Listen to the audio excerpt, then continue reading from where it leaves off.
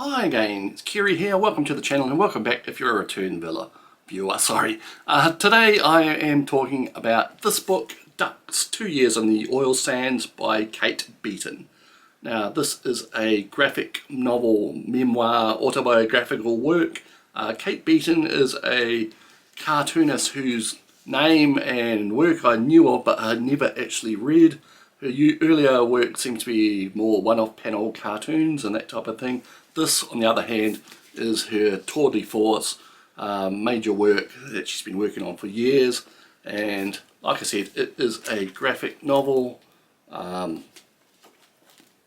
fully painted, fully drawn by her and written by her as well. What's it about? Well, it's about Kate Beaton, her life, her earlier life when she was a new graduate from university in a small town in Nova Scotia in Canada. She couldn't find a job that used her qualifications that she got from university, and things were looking grim, and there was a massive movement of people from the eastern seaboard of Canada all the way west to Alberta to make lots of money.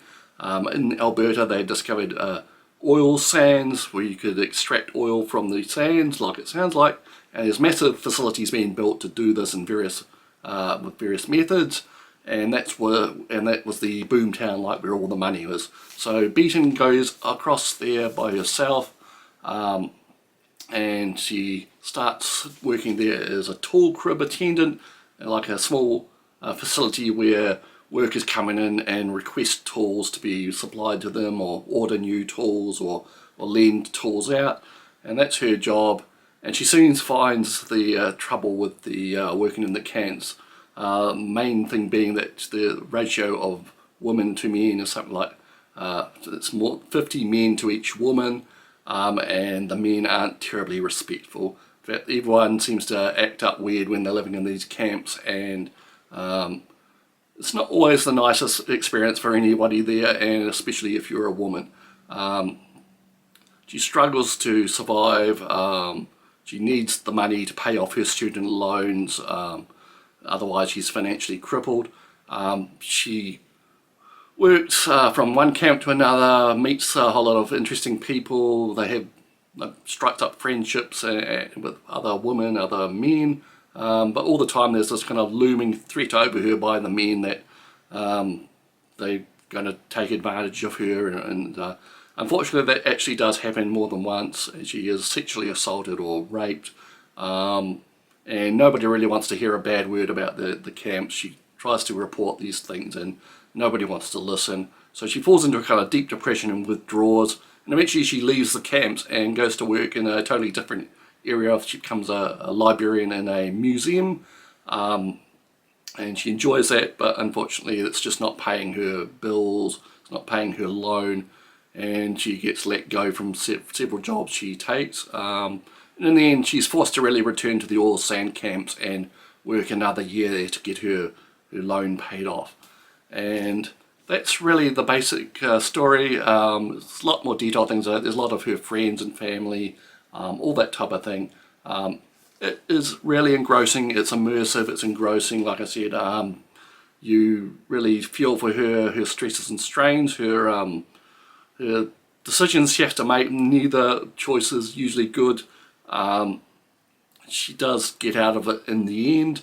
It's not really a thrilling, happy ending, and it kind of makes the point that these oil sands projects are affecting things from the micro to macro scale, from the environment to the name Ducks come from, I assume, from a part of it where they discover hundreds of ducks are dying in the tailing pond from these mines. The land that the oil sands are on is actually belonging to the First Nations people, and that's kind of been taken out of their hands and exploited. And the effects of these mines go down to like the personal, the mental health of the people involved. Like I said earlier, everyone there seems to be affected by living in these camps, and it's pretty much to the detriment to everyone.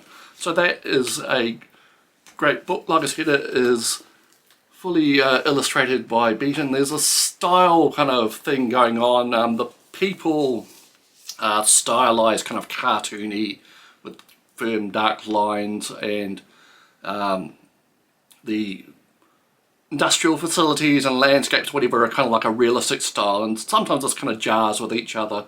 But it is enjoyable, and you get used to the style after a few pages, and it's really worth your read. If you're into memoirs, autobiographies, that type of thing, this is kind of like a different form of that maybe for you.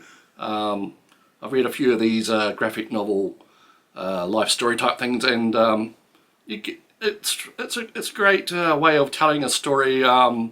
Maybe if you don't want to write a million pages, you can get the same thing across in illustrations a lot easier, a lot quicker. And this was quite a quick read, although it's 400 odd pages. I managed to read it in about 2 hours or so. Yeah, so that's Duck by Kate Beaton. I recommend it. Your mileage may vary. We'll see you next time.